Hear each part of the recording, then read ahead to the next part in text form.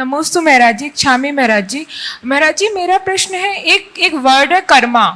कर्मा में ऐसा होता है कि आप जैसा करोगे आप वैसा ही भुगतोगे, लेकिन हर बार ऐसा क्यों होता है? जो लोग अच्छे होते हैं उनके साथ हमेशा ही बुरा होता है, लोग उनका एडवांटेज उठाते हैं, उनको गलत बोलते हैं, लेकिन अच्छे लोग ना ही कभी किसी का एडवांटेज उठाते हैं, ना ही कभी किसी को गलत बोलते हैं।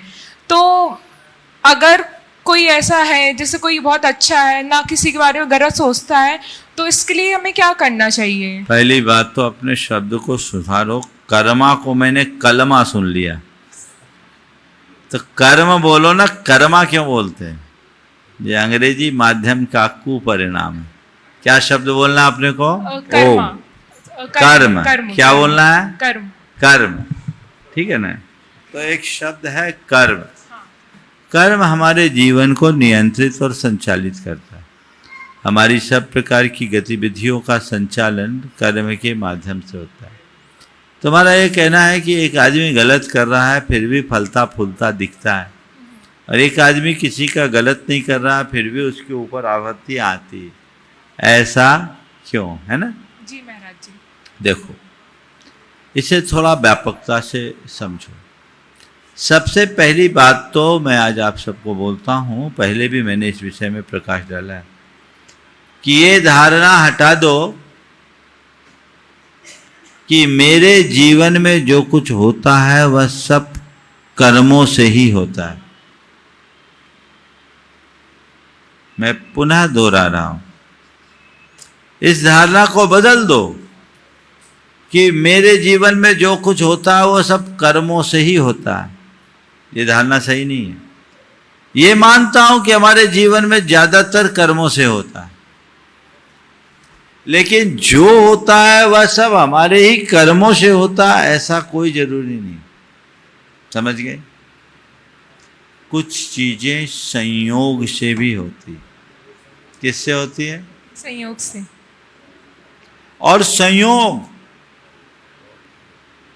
महज संयोग होते हैं।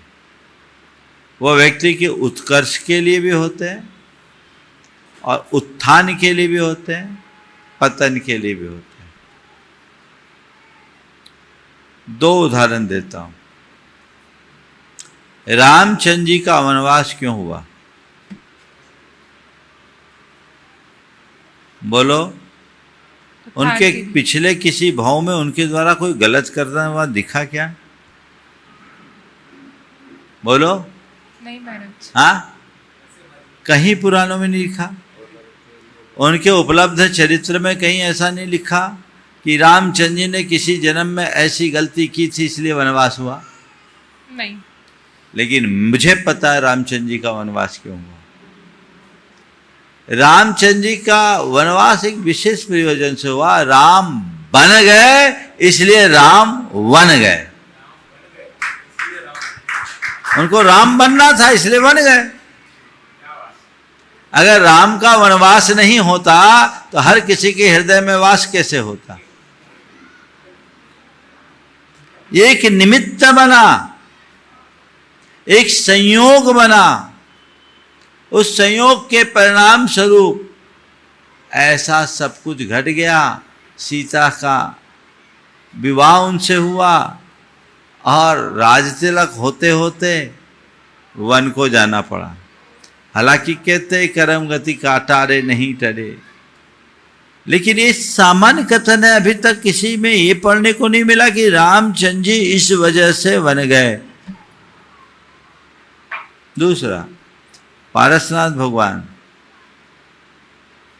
उनने कोई गलती की थी क्या? गलती तो कमठ ने की थी।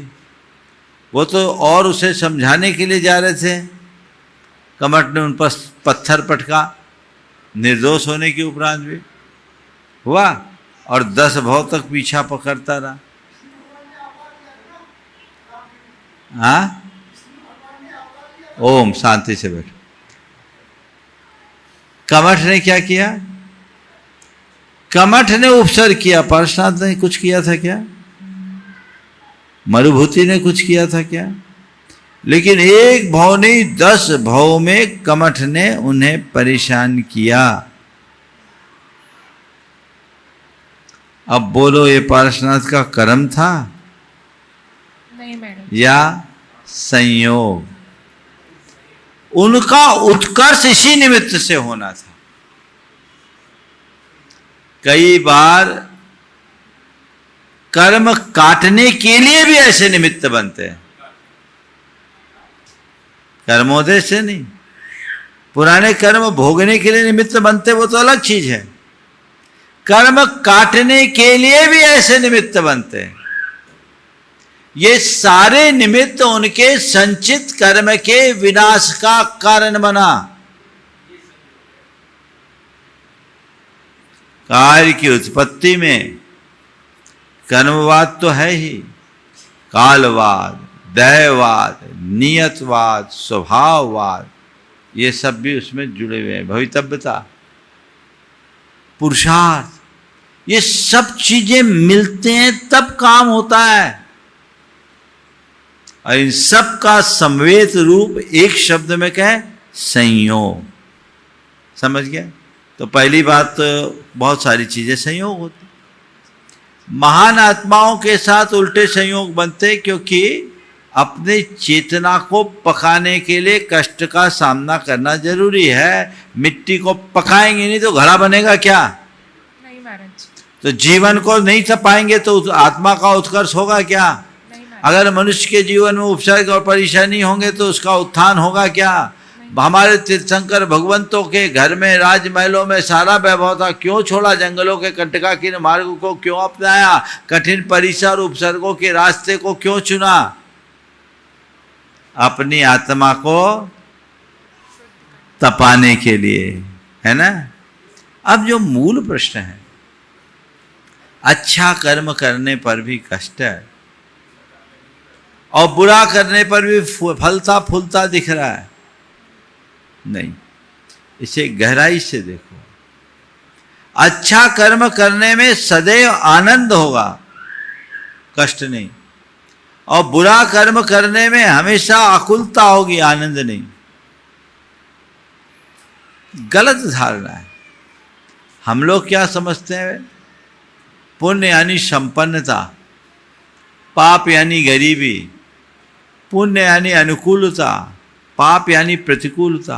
नहीं, ये पुण्य पाप की बड़ी उथली व्याख्या है। माना पुण्य में अनुकूलता होती है, पाप में प्रतिकूलता, लेकिन ये ऊपरी पुण्य की बात है। सच्चे अर्थों में पुण्य क्या है, पाप क्या है, इसे समझो। पुण्य यानी प्रसन्नता और पाप माने आकुलता। आप कोई अच्छा काम करते हो, प्रसन्नता आती कि नहीं आती? जी महाराज जी। कितनी देर बाद? तुरंत। तुरंत? हाँ। अच्छे का फल तुरंत मिला ना? हाँ, प्रसन्नता मिलती है। मिली कि नहीं मिली? जी महाराज जी। ये किससे मिली है? किसका फल है? हमारा। किसका फल है? अच्छे काम का, पुण्य का फल है ना? अच्छे का फल अच्छा तुरंत मिला। हाँ। और कोई गलत काम करो, टेंशन कब होता है? कितनी देर बाद होता है? तुरंत शुरू हो जाता है। तो बुरे का फल बुरा तुरंत मिला कि नहीं मिला? जी महाराज। अब बोलो, कौन कहता है कि अच्छे का फल तुरंत नहीं मिलता, बुरे का फल तुरंत नहीं मिलता? तुरंत भी मिलता है। समझ गए? जी महाराज जी। तुरंत मिलता है, इसे पहचानो, भ्रम तोड़ो। पुण्य का प्रत्यक्ष फल प्रसन्नता है, पारंपरिक फल सुख समृद्धि, और पाप का प्रत्यक्ष फल संताप है, पारंपरिक फल दुख दारिद्र्य। ये चीजें चलेगी, बनेगी, बदलेगी। तो अपने जीवन में उस पुण्य की धारा को प्रवाहित करो। और आज यदि कोई फलता फूलता दिख रहा है ना, तो समझना उसका अतीत का बैलेंस थोड़ा स्ट्रांग है। कोई पुराना पुण्य उसके साथ चल रहा है। जब तक चलेगा चलेगा, बाद में वो भी साफ होगा। और किसी के साथ अच्छा करने के बाद भी बहुत सारी परेशानी आ रही है, समझना पुराना पाप उस पर हावी है, ये धीरे धीरे चला जाएगा। ऐसा दृष्टिकोण रखोगे तो पुण्य और पाप को लेकर किसी भी प्रकार का भटकाव नहीं होगा। नमोस्तु।